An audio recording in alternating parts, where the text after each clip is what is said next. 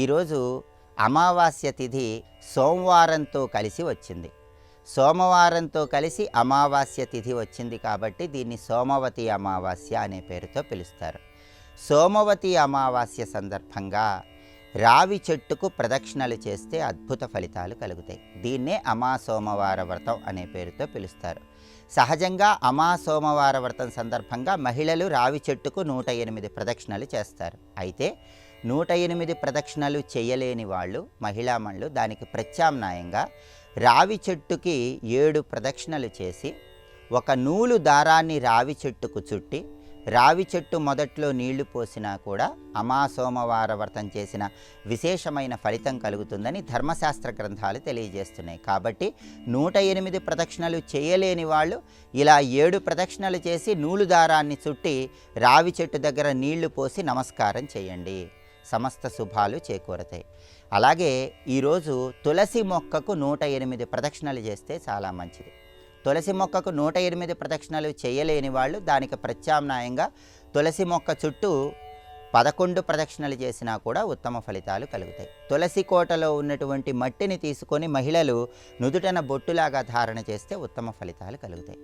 అలాగే అమావాస్య సోమవారంతో కలిసి వచ్చినప్పుడు సోమవతి అమావాస్య శివుడి పూజకు ఎంతో అద్భుతమైన రోజని ప్రామాణిక గ్రంథాలు తెలియజేస్తున్నాయి.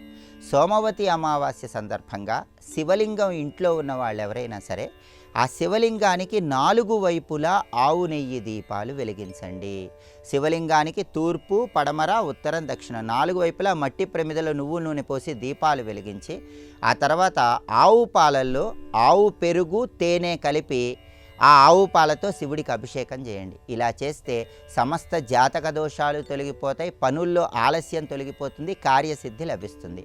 అలాగే సోమవతి అమావాస్య సందర్భంగా పాపగ్రహాల దోషాలన్నీ తొలగింపజేసుకోవాలంటే, కాలసర్ప దోషాలన్నీ పోవాలంటే రాహుకాలంలో శివలింగానికి తేనెతో అభిషేకం చేసి మారేడు దళాలతో పూజ చేయాలి. దానివల్ల విశేషంగా కాలసర్ప దోషాలు తొలగిపోయి సంపూర్ణంగా విజయాలను సిద్ధింపజేసుకోవచ్చు. పాపగ్రహాల వల్ల వచ్చే ఇబ్బందుల నుంచి బయటపడవచ్చు.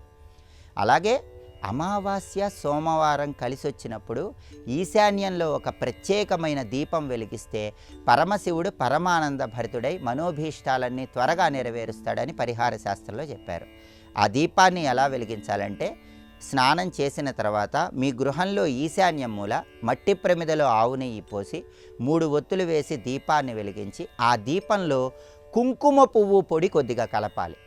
కుంకుమ పువ్వు పొడి కలిపినటువంటి ఆవు నెయ్యి దీపం ఉదయం నుంచి సాయంత్రం వరకు గృహంలో వెలిగితే సోమవతి అమావాస్య రోజు ఆ దీపం సంపూర్ణంగా శుభ ఫలితాలను కలిగింపజేస్తుంది.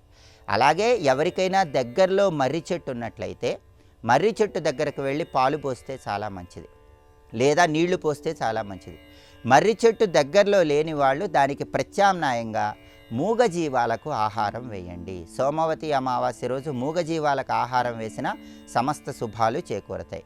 అలాగే కొన్ని దానాలు ఈరోజు ఇచ్చుకుంటే సమస్త జాతక దోషాల నుంచి సులభంగా బయటపడవచ్చు.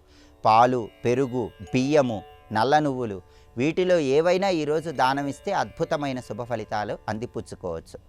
అలాగే సోమవతి అమావాస్య అంటేనే శివాలయంలో ప్రదక్షిణలు చేయటం ద్వారా అద్భుతమైన శుభ ఫలితాలు అందిపుచ్చుకునే రోజు అని కాశీఖండంలో శివమహాపురాణంలో చెప్పారు. కాబట్టి ఈరోజు మీకు దగ్గరలో ఉన్న శివాలయానికి ప్రదోష కాలంలో వెళ్ళి శివాలయంలో వీలైనన్ని ప్రదక్షిణలు చేయండి. కుదిరితే చండీ ప్రదక్షిణ చేయండి. చండీ ప్రదక్షిణ వీలు కాకపోయినా కనీసం 3 ప్రదక్షిణలు శివాలయంలో చేస్తే జన్మజన్మల పాపాలన్నీ తొలగింపజేసుకొని సమస్త శుభాలను సిద్ధింపజేసుకోవచ్చు. కాబట్టి ఉదయం 11:19 తర్వాత అమావాస్య వచ్చింది, సోమవారంతో కలిసి వచ్చింది. ఈరోజు ప్రదోష కాలంలో శివాలయంలో ప్రదక్షిణలు చేసిన, తులసి మొక్కకు ప్రదక్షిణలు చేసిన, రావి చెట్టుకు ప్రదక్షిణలు చేసిన విశేషమైన శుభ ఫలితాలు కలుగుతాయి.